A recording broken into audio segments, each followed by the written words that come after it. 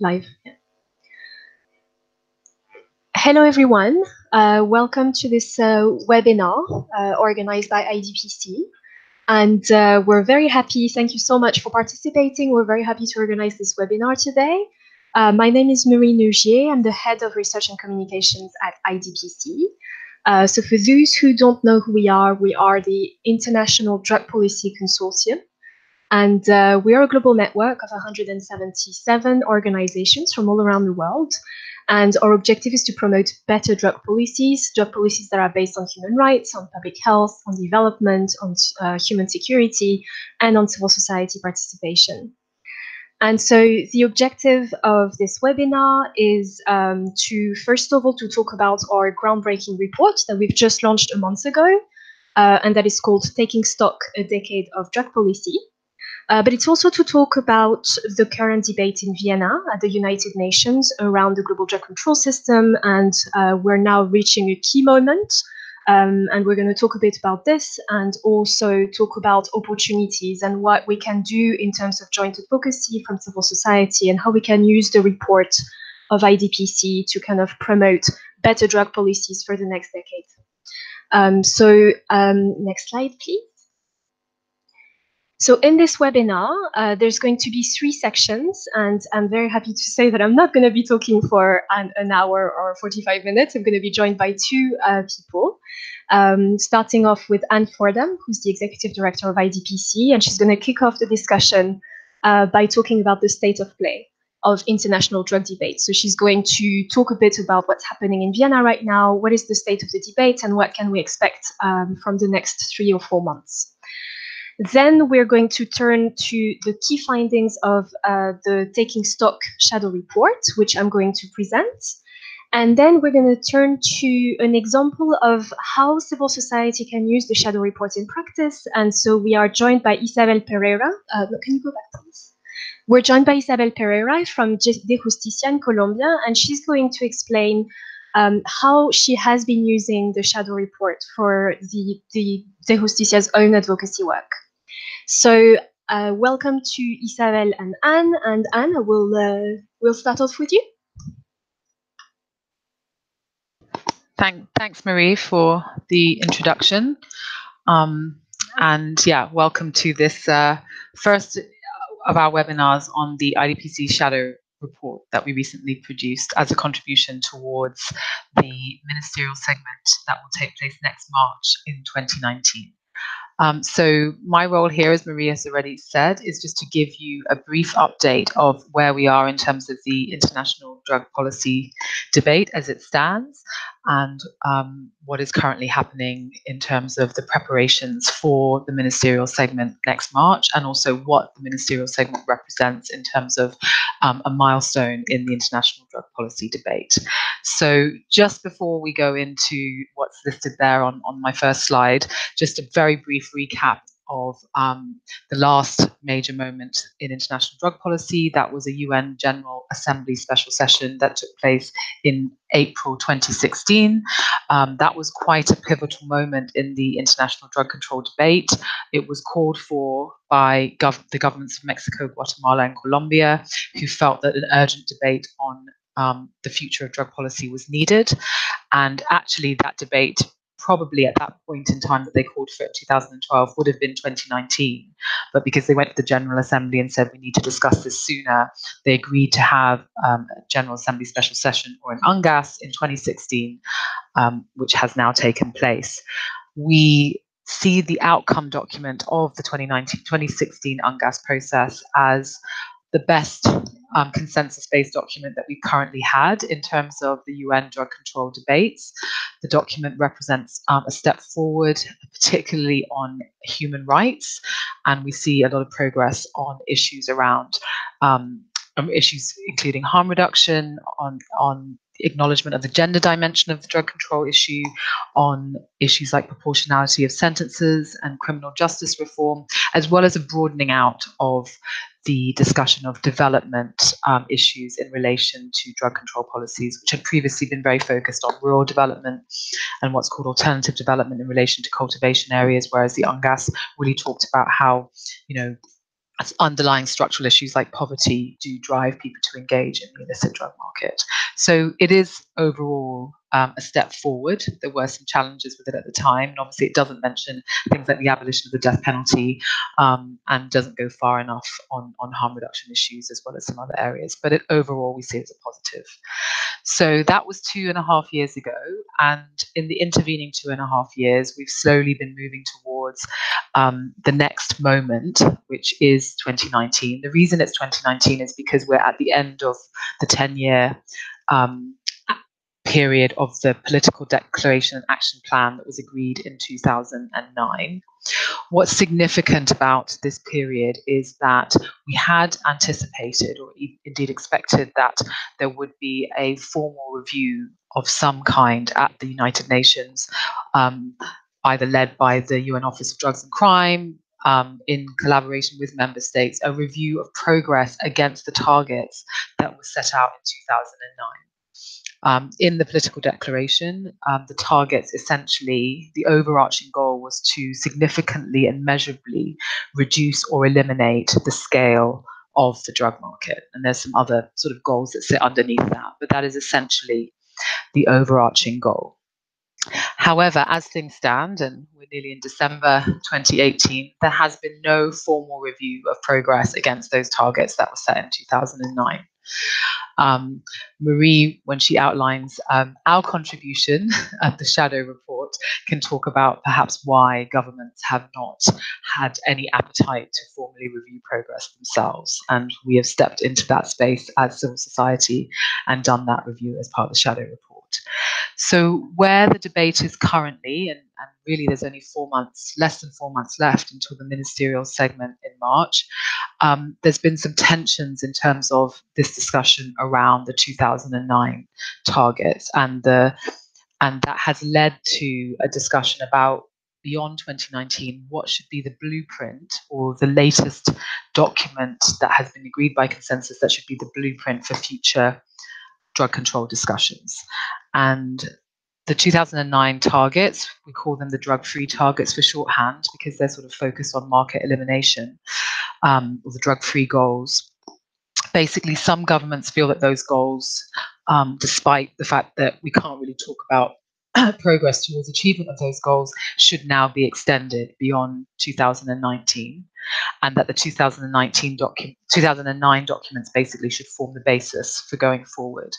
Whereas more progressive governments, who value particularly the progress in the UNGAS outcome document that I mentioned, specifically around human rights and development, really want the 2009 UNGAS outcome document to be the prime document for the next phase of discussions. And this has created quite a lot of tension at the Commission on Narcotic Drugs in Vienna over the last year of debate, I would say. So yeah, the contention is really around these targets, whether to extend them or end them in 2019. And as I mentioned, the progress of human rights in the UNGAS outcome document is also a really serious bone of contention, because there are some governments who do not welcome the increased human rights oversight that is happening at the UN level, in terms of how the human rights arguments are now front and center of the international drug control debate, and that they're sort of, basically that's the reason they're tending to push back on the UNGAS outcome. Next slide, please. So what has happened over the last few months, in fact, since the end of the summer, and in preparation for the ministerial segment next March, the member states at the CND in Vienna have been holding what's called intersessionals. These are just meetings that are in between the main meetings of the CND. And they had a first set of intersessionals in September on, the intersessionals have been largely based on the 7 thematic chapters of the UNGAS outcome document, which is very positive. They had an intersessional on demand reduction. It was across 4 days: access to medicines, human rights, which includes discussion of how youth are affected, and also the women. And then they also had a day on preparations for 2019 and the road ahead. All of these discussions, by the way, are listed on the CND blog. so you can read them there in greater detail. But we certainly felt quite heartened by the discussions in September, particularly on the day around demand reduction, where it was really focused on a lot of discussion around harm reduction, a lot of statements from the floor from governments supporting harm reduction as an approach. Civil society panelists are also able to speak at these intersessionals, and they too kind of reinforced the need for harm reduction, which was incredibly positive. And also the Office of the High Commissioner for Human Rights has been quite present in Vienna over these discussions and was there in September too, presenting their latest report on the intersection between drug control and human rights. So overall, the human rights health discussion was very prevalent at the September intersessional. The next intersessional was in October. This one focused, as you can see there, on the first day was around supply reduction. The second day on evolving realities and trends, which has really become a discussion around new psychoactive substances. The original intention of that phrase around evolving realities and trends was an attempt by some governments to actually broaden out the debate towards initiatives like legal regulation that were not yet being discussed, and also on development issues.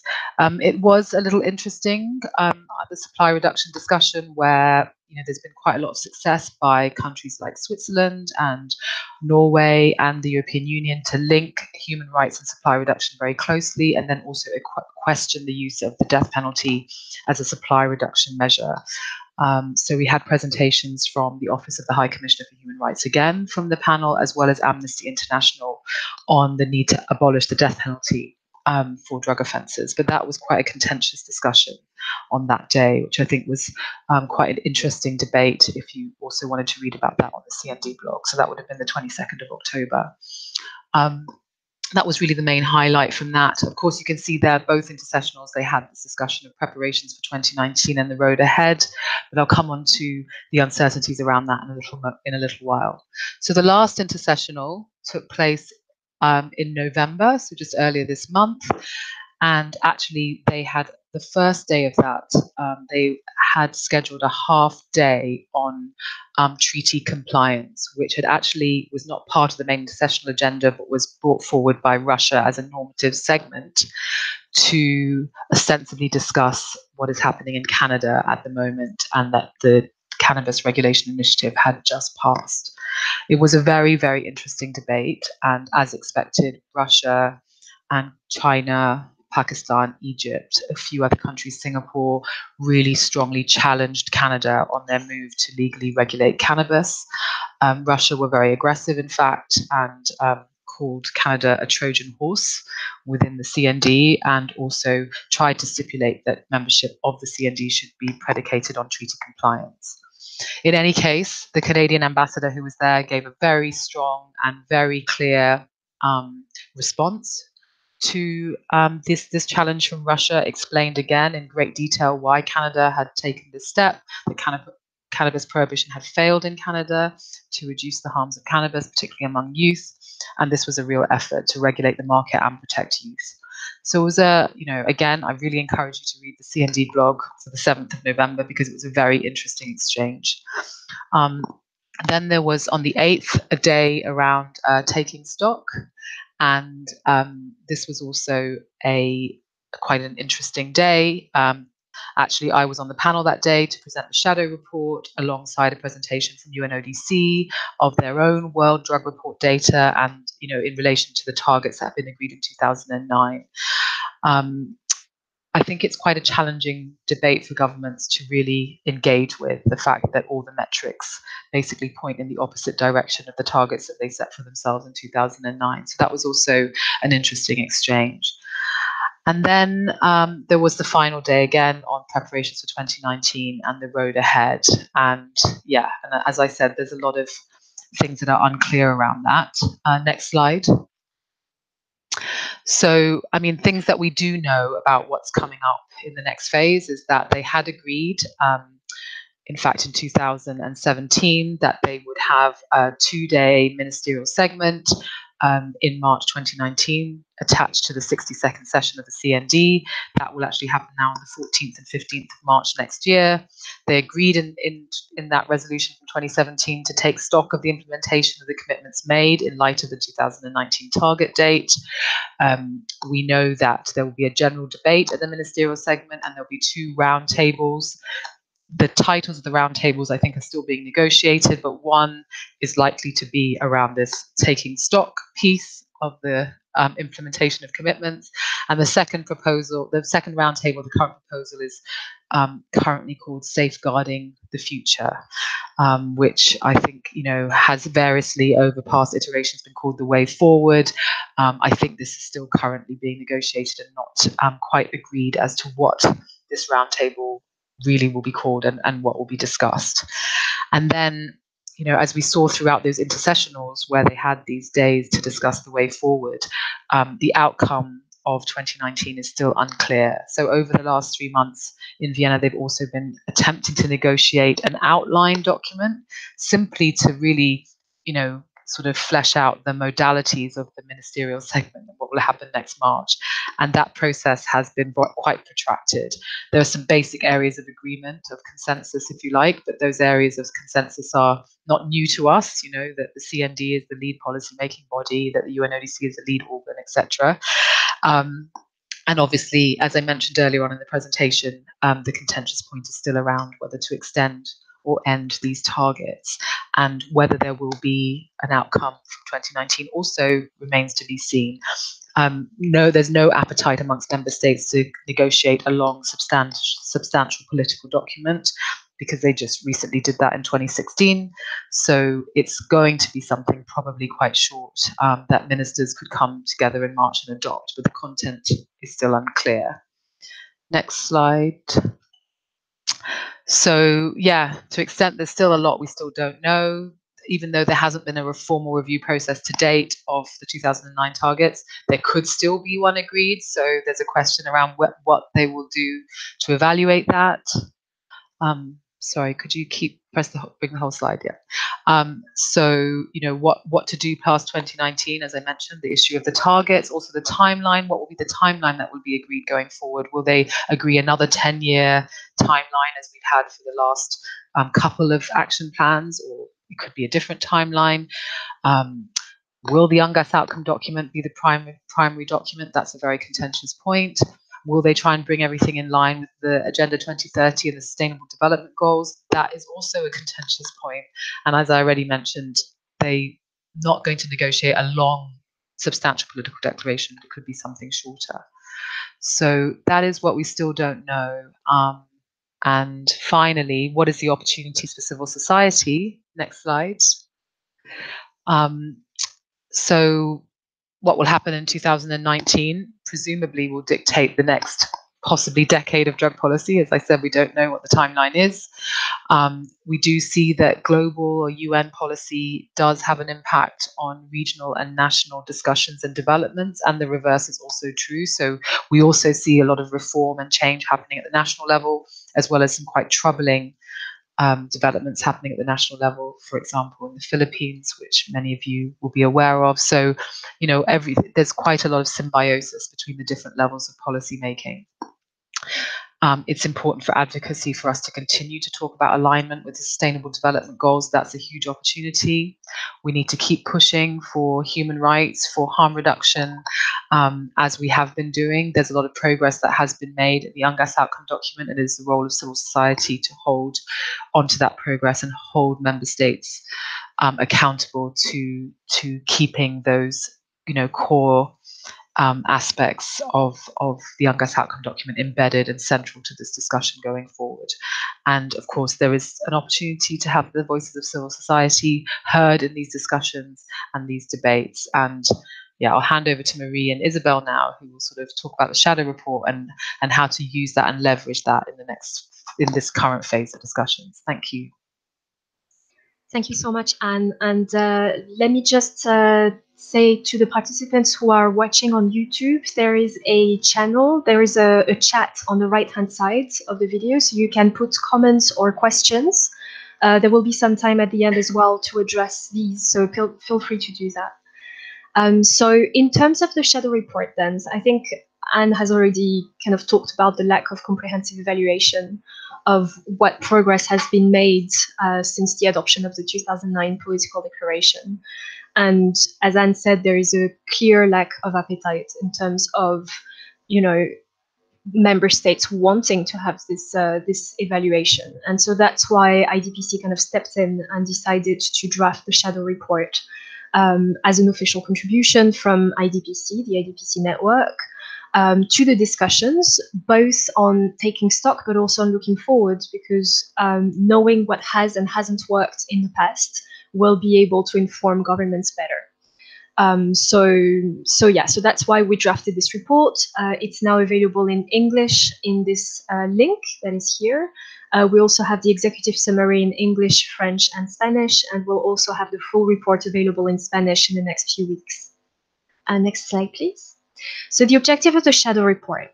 So there are three key objectives for this shadow report. The first one is to assess the progress made against what Anne has already called the drug-free targets that were set out in 2009. So these drug-free targets are what we call the eradication targets. There's 5 of them. The first one is to eradicate or significantly reduce the illicit cultivation of opium poppy, coca bush, and cannabis plant. The second one is to reduce illicit demand. The third one is to reduce the production, manufacture, marketing, and distribution and trafficking of synthetic drugs. The fourth one relates to the diversion of precursors, and the fifth one is about eliminating money laundering. So this is what we call the drug-free targets. So in the first section of the shadow report, we actually focused exclusively on looking at the data from the UN around whether there has been some progress against these targets. But the second objective, which is almost more important, is to evaluate whether and how the implementation of the political declaration has contributed or not to the broader priorities of the United Nations. And these relate to protecting human rights, advancing peace and security, and promoting development. So this is one of the most important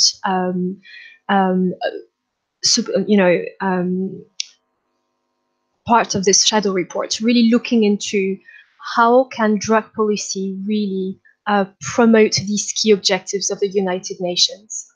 The third objective is to look into what's next. So when we know what has and what hasn't worked, then what can we promote in terms of recommendations for the way forward? And there we focus very much around the on-gas implementation, because there's been so much progress in the on-gas outcome document compared to the political declaration from 2009.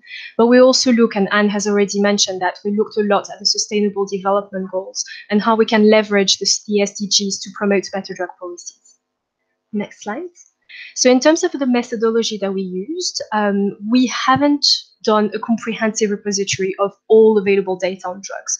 First, because we didn't necessarily have the capacity. Secondly, because it's, the UNODC World Drug Report already does that. So we really wanted to see what were the gaps and how we can help in filling those gaps. The second item of methodology that I wanted to mention is that we are really focusing on an analysis of the most relevant information on key achievements and failures of global drug policy. So we've looked into the data from the UNODC, from other UN agencies, from academic research, and from civil society reports that have been published between March 2009 and July 2018. And so in terms of going through how the political declaration can feed into or has fed into the broader priorities of the UN, we've actually selected 33 measurable and quantifiable actions from the plan of action. So we've really tried as much as possible to tie the findings of the shadow report with the actions that were set out in 2009. Next. So in terms of the structure of the shadow report, it's got 3 key sections. So the first section is very much focused on the historical background and context and why we are where we are today. So going from 1998 all the way to the post-on-gas process and the pre-2019 discussions. In the second part, and that's the bulk of the report, it's the evaluation of progress made. So as I said, we focus in the first subsection on the 5 eradication targets. And in the second subsection, we focus on evaluating these 33 actions from the 2009 Political Declaration and Plan of Action against the broader priorities of the UN. So we've divided this into one section on human rights, one on peace and security, and one on development. And then the third part is about recommendations and the way forward. So I'm going to mention very briefly the IDPC asks for the post-2019 global drug strategy that kind of comes through all of the conclusions that we have found within the shadow report. And we also make a proposal in terms of what possible new goals and indicators can we use in the post-2019 global drug policy. So in terms of what is inside the report, so what did we find out? So looking into the drug-free targets, and I'm not going to go through all of them, but I'm going to focus on the first two, which are on demand and supply. In terms of supply, there has been absolutely no reduction in illicit cultivation of opium, coca, and cannabis. In terms of opium, there has been an increase by 130% of opium poppy cultivation between 2009 and 2018. And this is data directly drawn from the UNODC World Drug Reports. In terms of coca, there has been an increase by 34%. And for cannabis, there is simply no recent estimate of cultivation, because the UNODC itself says that it's so broad, so extended all around the world that it's simply impossible to assess how much is actually cultivated. In terms of illicit demand, so you can see there are some fluctuations in terms of how many new people are using different substances. However, globally, it's estimated there has been an overall increase of use by 31% since 2009. And in addition to that, the illicit drug market is becoming more and more complex and diversified. And as you can see on this slide, the number of new psychoactive substances flooding into the market has been incredible. So the United Nations Office on Drugs and Crime has estimated that more than 800 NPS have flooded onto the market since 2009. Next slide. In terms of progress made then, in terms of another target that's actually included in the second eradication target on demand, it also focuses on reducing drug-related health and social risks. So we looked into that in detail. And the evidence is clear. There has been no reduction in the prevalence of HIV, hepatitis C, and tuberculosis among people who inject drugs since 2009. So you can see that the prevalence remains high. 1 in 10 people who inject drugs are living with HIV today. In terms of hepatitis C, it's 1 in 2, even more than 1 in 2. So this is really, really high. And for TB, it's remained at 8%. So you can see no progress made in that regard. But even more problematically is the registered number of direct drug-related deaths. So that means so in terms of increase of drug-related deaths, there has been an increase by 60% estimated by the UNODC of direct deaths. So that means overdose deaths between 2000 and 2015.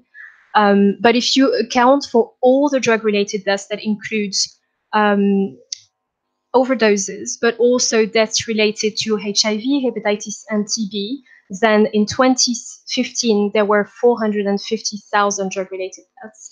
And that means in 2015, there were 50 deaths every hour. Next slide. So in terms of impacts on human rights, and we have looked very much in detail on the right to health. And we've seen that obviously, how can we explain that there continues to be so many drug-related deaths? What did go wrong? And what we looked into was access to harm reduction services. And what we found out within the shadow report, comparing data from 2009 and 2015, 2016, is that there has been some progress in terms of access to harm reduction, but access remains incredibly low. So when you look at the data, only 1 in 100 people who inject drugs lives in a country with adequate coverage of both needle and syringe programs and opioid substitution therapy. And when you look at other types of harm reduction, for example, harm reduction for stimulants, then it's even lower. And there's also a massive funding crisis for harm reduction. The funding remains incredibly low. And in addition, and something that IDPC has been looking into in much detail over the past few years, is the continued criminalization of people who use drugs and the incredible impact that this has on access to harm reduction services, but also access to treatment, and also the impact it can have on stigma and discrimination in general. So right now, today, and this is the data we show in the shadow report, only 26 countries have adopted a model of decriminalization. And sometimes this is quite limited only to cannabis. So it means that most people around the world today remain criminalized. In addition to that, another public health crisis that is happening today as a direct result of the international drug control regime is the lack of access to controlled medicines. So the International Narcotics Control Board estimates that 75% of the world remains without access to proper pain relief treatment. And in addition to that, 92% of the global supply of morphine is only used by 17% of the world population, mostly in the global north. However, I just wanted to show that silver lining. One of the positive aspects that we've looked into over the past 10 years is the increase in access to medicinal cannabis. So today, there's 48 countries worldwide that have access to a medicinal cannabis scheme legally, and 22 of which were adopted since 2009. So there has been some level of progress there. Next. In terms of other impacts on human rights, so you can look into the shadow report for more details, but I just wanted to show some highlights here. So one of them is the death penalty. So in 33 jurisdictions, the death penalty is retained for drug-related crimes. And since 2009, it's estimated that almost 4,000 people have been executed for drug offenses. And that does not include those executions that happen in secret, for example, in China. There has also been a massive increase and a very concerning increase in extrajudicial killings, in particular in the Philippines, which has recorded over 27,000 extrajudicial killings of suspected people for drug offenses since June 2016, which is really concerning because now it's also a trend that's being that's being shown in other neighboring countries, including Indonesia and Bangladesh. In terms of incarceration, this is also a crisis that's affecting most of the countries in the world, with 1 in 5 prisoners worldwide being incarcerated for drug offenses. And most of these people are actually incarcerated for drug possession offenses, so simple possession for personal use. And when you look at the data of incarceration on women, you see that the proportion of women incarcerated for drug offenses is much higher than that of men. So in some countries, we're talking about 60 to 80%.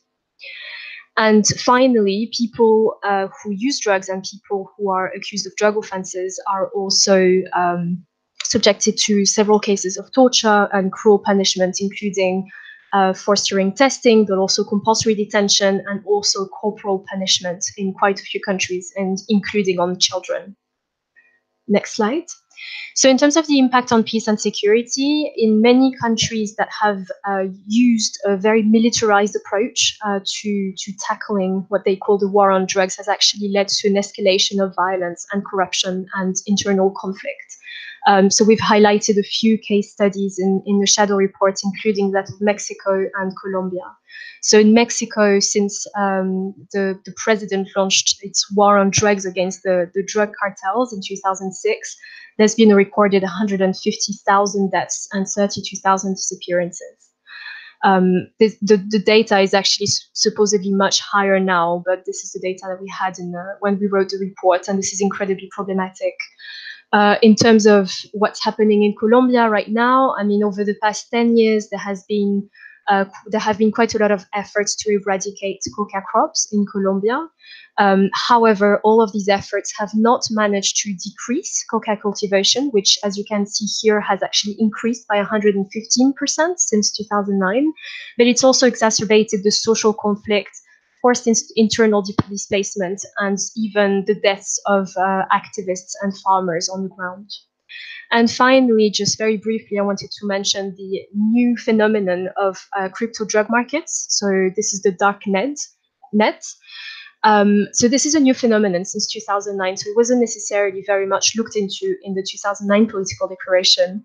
And it still continues to only represent a small section of the illicit drug market, but it's a growing phenomenon. And so we looked into whether law enforcement operations against these new markets had a different outcome than in the traditional markets where it's obviously not working. And when we looked at the numbers available so far, we see that drug law enforcement has very little impact on crypto drug markets, with only 17% of these markets closing down due to law enforcement. Next.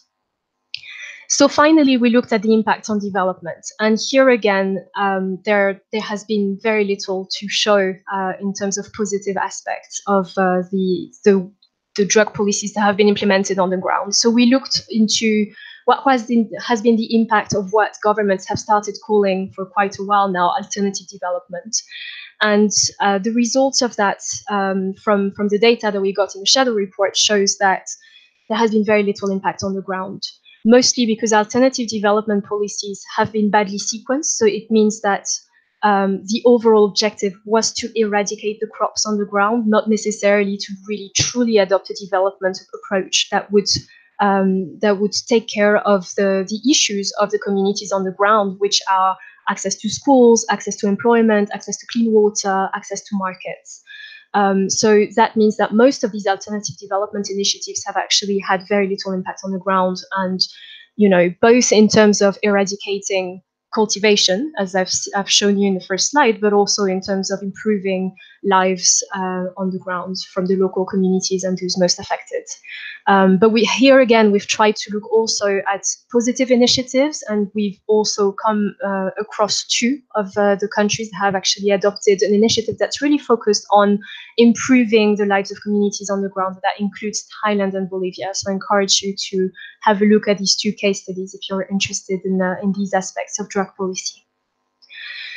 So now what's next? So in terms of kind of trying to wrap up on the findings of the shadow report, but also trying to see what can be done better for the next decade in drug control, the IDPC network has produced a set of 4 asks. So that's for the 2019 ministerial segment, but also looking beyond 2019 in terms of what we can do better. So the first ask, and that will come as no surprise, we are calling for an end to the drug-free world targets.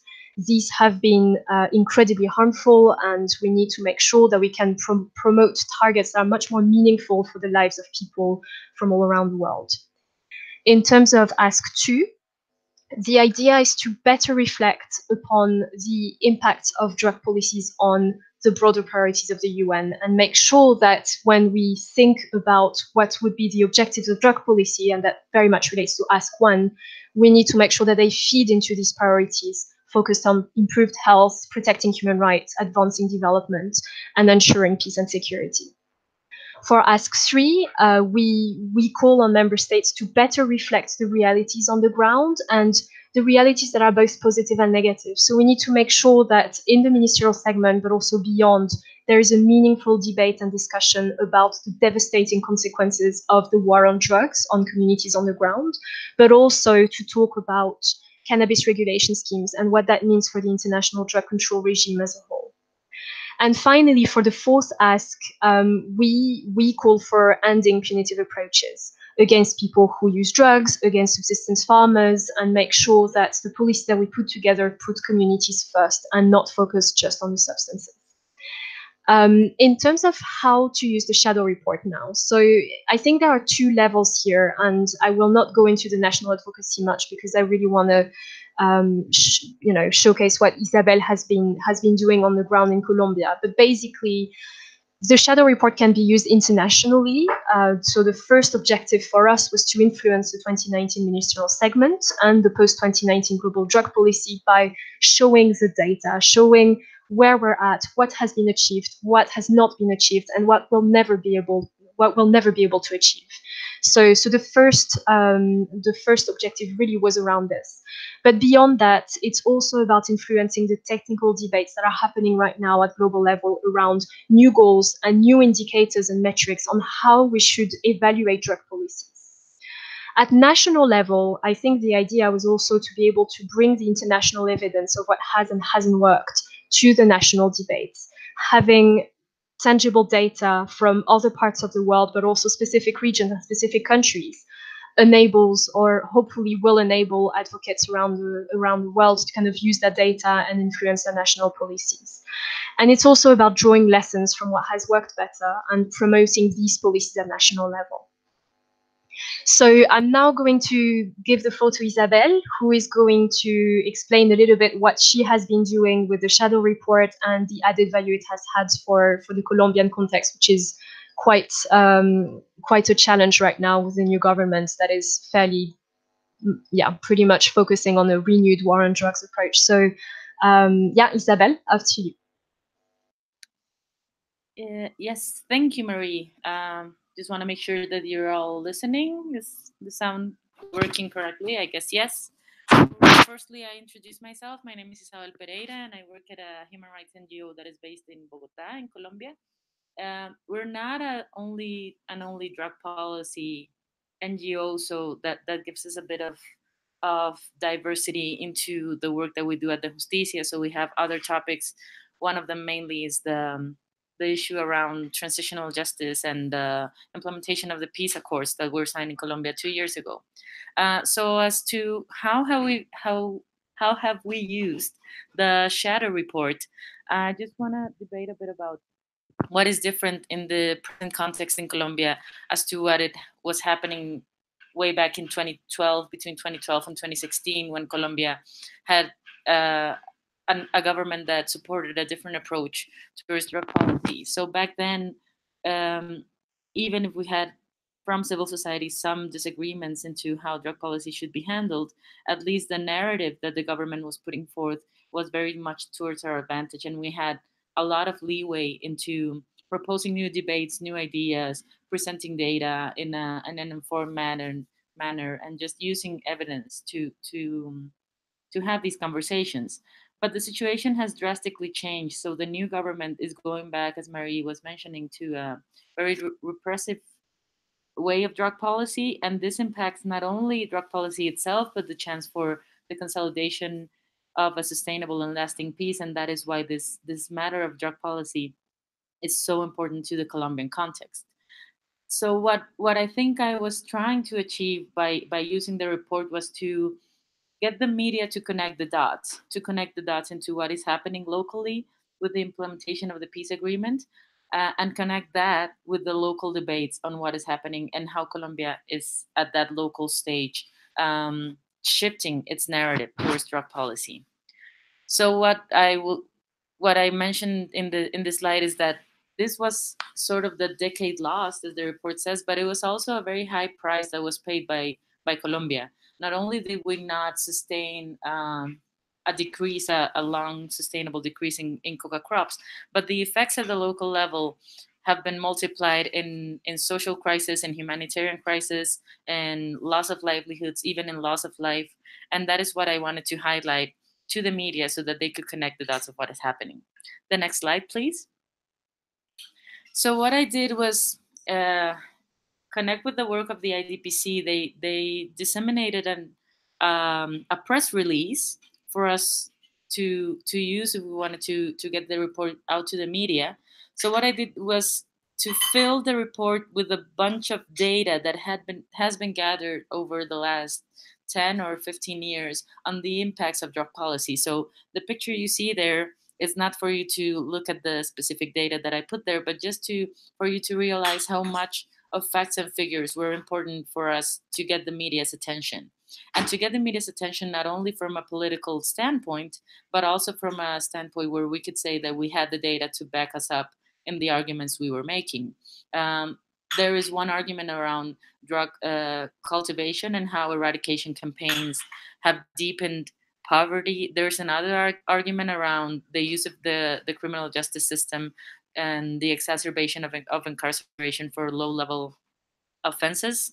And there are a lot of data that has been constructed over the last 10 or 15 years by academia and civil society. So what I did was gather the most relevant of all of that data to make that statement about it's not only that we politically don't agree with drug prohibition, but the facts and the figures back us up into saying that it is harmful, it is causing human rights abuses, it is causing a loss of state resources, and specifically in a context where the fragility of the people that are living in those scenarios where coca is cultivated and trafficked, the impacts for those people are life changing. um, so that's what I collated in that press release that I sent out to the media. And what I did was that I sent it out, I think it was maybe a week before the report was launched. And it was an interesting coincidence because during that week there was a national debate around some new legislation that the president wanted to introduce regarding the personal use of drugs. So the debate was already in the public eye, but from a different standpoint, because the narrative was being held by the government into saying this normal, so to speak, narrative that drugs are harmful and have to be kept out of the public. So what I did was to take that as a hook to say, well, okay, there is this whole debate around the personal use of drugs. What is happening internationally, and what are the debates, and how has Colombia participated in those debates in the past, and what is Colombia's role at the present? So first, I reached out to the media with those facts and figures, but then connected it to the local debate that was already happening internally in Colombia. The next slide, please. Then this is one of the pieces that was published in one of the major newspapers here in Colombia. I was lucky that the communications person in my office reached out to a number of journalists. Like I believe it was 10 or 15 media outlets that reached out and wanted to speak to the Justicia to ask about the shadow report. So we gave enough time to everyone to ask the questions they wanted, and this one specifically, they wanted to do a full interview into the shadow report, and they really dug deep into the facts that the report had and how it related to the Colombian context. It was useful that we had some degree of participation, so we could see the final draft of the interview and then adjust the things that we wanted to adjust if needed. But I just wanted to point out that for that is it was really important to liaise with the communications specialist in the organization. And I believe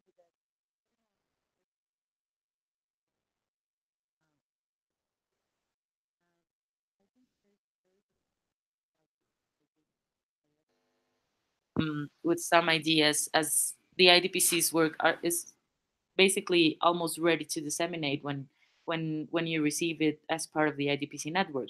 So the media is very interested to have something to present that is not the usual narrative that brings something in, specifically when the official discourse is so polluted with the normal and the conservative views. So when you bring something new with perhaps different media outlets, I think there is a space for them to pick up on what you're trying to present, because the media is interested in connecting to these international debates. This was one of the pieces that went up, but there were also some mentions in smaller newspapers, in some smaller scale newspapers, and this was useful not only to give attention to the shadow report, but to give attention to what is the place of Colombia in these international conversations now that the official position of the government has shifted so much, and that we're not in the place that we were in 2016 at the time of the UNGAS. So it was important for us to begin this relationship of having the media be our allies, and this not only for the launch of the report, but also for the way forward into from here to 2019, and how we can reach out to them to present the things that we're not going to be hearing or listening from the government. Next slide, please.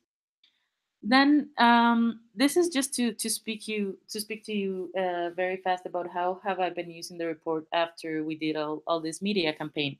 So this is an example of a slide I used last week at a regional workshop we had held in a small city here. So we're doing some workshops on a related topic on access to controlled medicines, and what I did was present the situation of access to controlled medicines in Colombia, but also related to what is the international landscape and what is happening. This was useful into saying that yes, the situation is complicated, it's very challenging in access to controlled medicines in Colombia, but it's not only us that have this problem. And I think this resonates with public officials, because sometimes when you reach out to public officials from a civil society perspective, calling calling for their attention on a pressing matter and saying that some things aren't working, it can be very easy for them to feel attacked by civil society.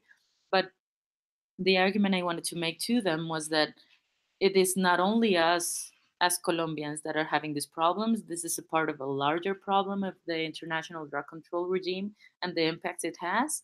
So this problem of the people that have access to methadone, not globally, and the people that have access to pain relief globally, uh, resonated with the fact that it's not only them as public local officials that are having this challenge and that are having problem to reach out to the population they need to reach out. It is a global problem, and in that sense, they felt also part of a possible global solution, if so to speak. So I've been using the report in a number of these spaces to try to gather the attention of people and realize that the problems they are immersed in, either as patients, as local officials, as practitioners, as clinicians, it is a problem that is not caused by them. It is not a problem that is their fault, and it is also an opportunity for them to join a national conversation of what the impact of drug policy is. And specifically in a country like Colombia, where the conversation about drugs always leads back to coca and cocaine trafficking, but it rarely leads back to the other issues that drug policy has impacted in our country.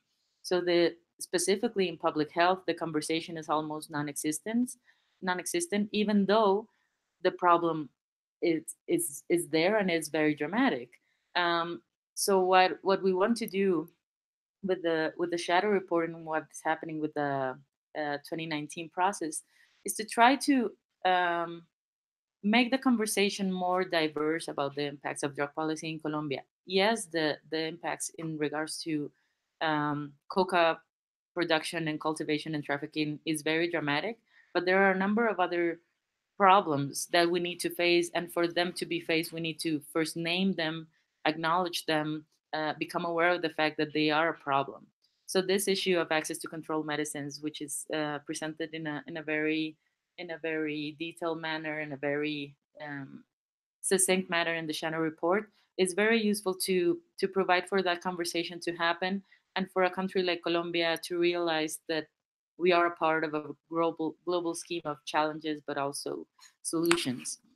And then the other potential use we'll have for the report, but this is something of a conversation that is happening right now, is that we probably want to launch to prepare a Colombian version of the shadow report. So take the 2019 goals and assess the present against those goals, specifically at a moment where we're 2 years past the signing of the peace agreement, and the peace agreement had a specific chapter on drugs that included not only coca cultivation but other matters relating to drug policy.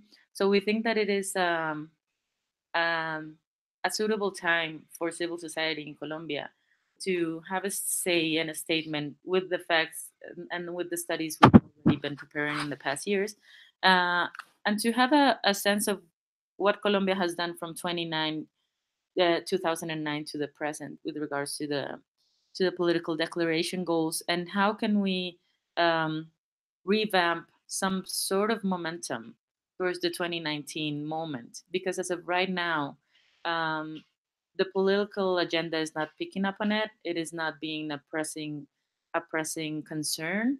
um, and we do believe that if we try to gain the momentum again into connecting how peace building is intrinsically connected with drug policy reform, this is a task that the civil society in Colombia has to make in order for the 2019 moment to not be wasted for us as a country, and also for the continuing support of peace building and peacemaking, and how drug policy reform is inserted inevitably in that cause.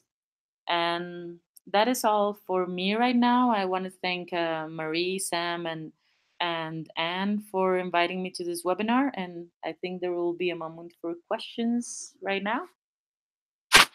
Yeah, thank you so much, Isabel, for your intervention and for explaining how we can use the shadow report at national level. And so we are now reaching the questions and answers section of the webinar. So there is for now one question from Francis, who is asking about the situation in South and Southeast Asia. And so I really like the fact that Isabel actually ended with a suggestion to draft a shadow report for Colombia, because for Asia, because of all the challenges that are happening in the region right now, we decided to draft a specific shadow report for the region. So it's going to focus on Asia, East, Southeast Asia, and South Asia. And this is going to be published in January. So it's going to be much shorter than the global version, but it's going to go through some of the specific challenges that are being faced in the region. So I can mention a few aspects that we have already come across within this global shadow report with regards to Asia. So this region has been particularly focusing on overwhelmingly punitive approaches towards people, all aspects of illicit drug activities, really. So going from the death penalty to the over-incarceration of people accused of drug offenses, in particular women. So, for example, in Thailand, more than 80% of women are incarcerated for drug offenses. There's also a focus on corporal punishment in quite a few countries in the region, and also compulsory detention centers for people who use drugs. So throughout the region, you see that incredibly punitive trend towards people who are users or drug offenders.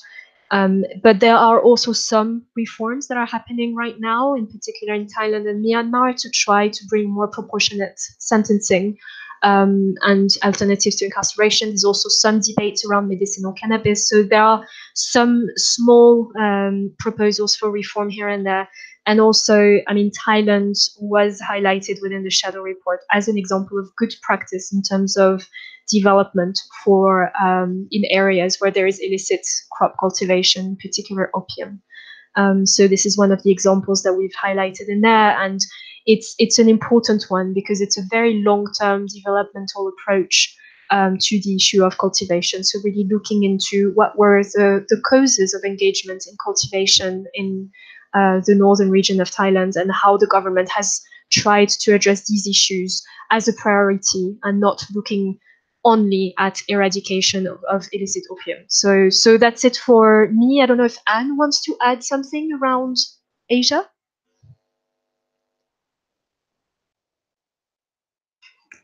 Hi, sorry, can you hear me? No, I think that was a very comprehensive answer.